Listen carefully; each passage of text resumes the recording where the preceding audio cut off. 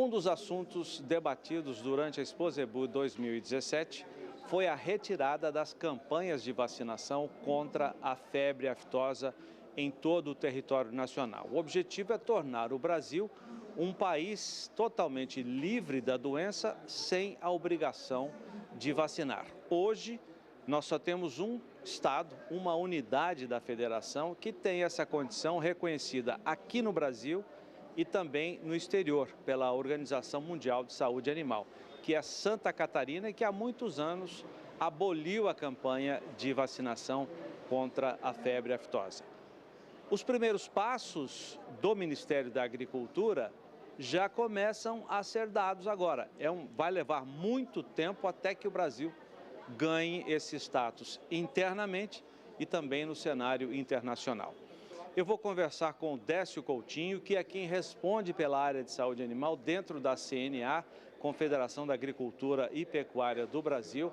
Ele que já conhece do assunto, já ocupou a Secretaria de Defesa Animal do Ministério da Agricultura em 2015 e hoje coordena esse trabalho pela Confederação. Décio, quais são os passos até que o Brasil se torne reconhecidamente aqui e lá fora como área livre de febre aftosa sem vacinação?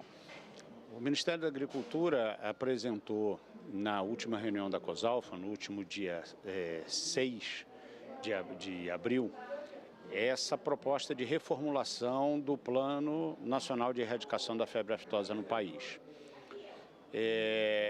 E coloca essa proposta deles em discussão com todo o setor produtivo da pecuária brasileira, tanto o setor primário, que são os produtores, como a indústria de vacinas, a indústria de carne bovina, a indústria de carne suína.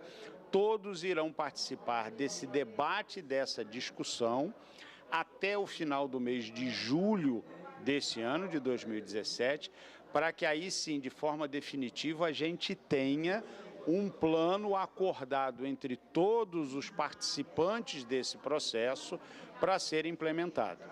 Esse plano que foi apresentado nesse momento, ele começa com a sua atividade agora em 2017, inicia o processo de suspensão da vacinação contra a febre aftosa nos primeiros estados, que seria o estado do Acre, estado de Rondônia, no primeiro semestre de 2019, depois o segundo bloco, que seria o bloco da região norte, em 2020, no primeiro semestre de 2020, norte e o bloco do nordeste, que estão todos os estados do Nordeste, com exceção da Bahia e de Sergipe, e em 2021, o restante do Brasil.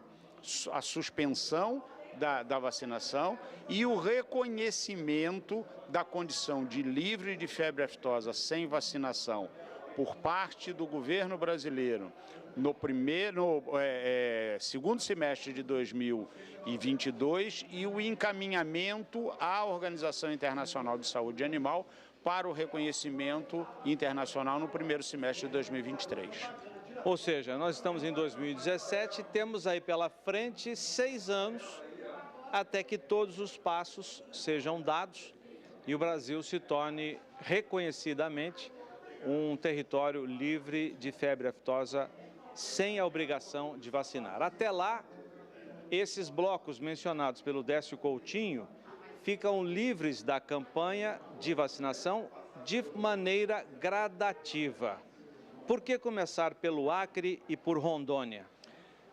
O Ministério da Agricultura criou um grupo de especialistas e esse grupo levou em consideração a condição principalmente de trânsito e de comércio de bovinos entre os estados e os demais estados da federação e a condição sanitária dos países vizinhos a cada um desses blocos no que diz respeito à América do Sul. Tá? Então, o início desse processo se dá pela região amazônica, em função de ser um território grande, mas em contrapartida ter uma população bovina menor. E os estados vizinhos também, os países vizinhos, perdão, também terem essa mesma condição de não ter a pecuária como a principal atividade econômica nos seus territórios.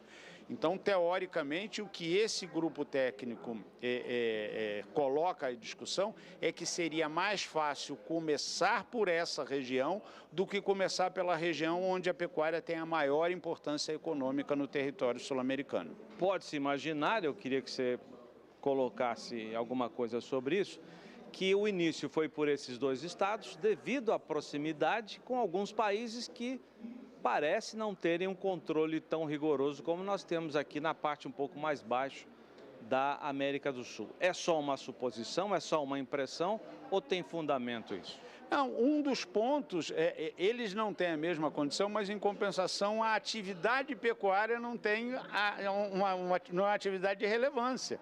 Tá? E se a gente for avaliar os rebanhos que estão na região fronteiriça com o Brasil, o rebanho é muito pequeno. Então, a possibilidade de introdução da doença por essas localidades é considerada de baixa possibilidade. Décio, eu sei que os passos estão sendo dados, o Ministério está abraçando essa causa, essa proposta foi apresentada na última reunião internacional sobre o combate à febre aftosa, mas a gente sabe que há muitas opiniões de técnicos, de médicos veterinários, de dirigentes de associações que representam o produtor rural, contrárias, essas opiniões, à retirada das campanhas de vacinação. América do Sul, um continente muito grande, e na avaliação dessas pessoas, o risco é também proporcional, é grande de que tenhamos novos surtos de febre aftosa e tudo possa ir por água abaixo, inclusive o trabalho do Brasil, que foi muito bem feito nos últimos anos.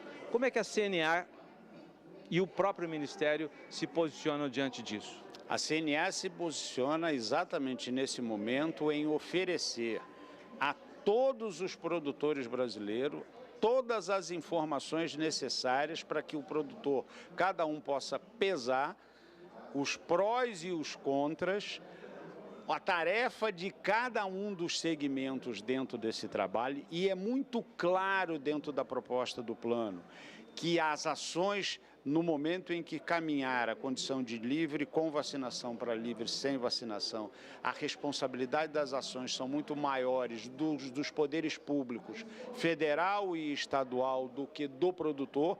Hoje é o inverso, hoje é o produtor que tem mais responsabilidade no programa, isso se inverte. Os investimentos que esses governos têm que fazer também vão ser maiores, então o papel que a CNA está desenvolvendo nesse momento é levar toda essa informação a todos os produtores. Nós vamos discutir esse assunto e apresentar essa proposta nas 27 unidades da federação, para colher qual é a verdadeira posição do produtor brasileiro, do pecuarista brasileiro.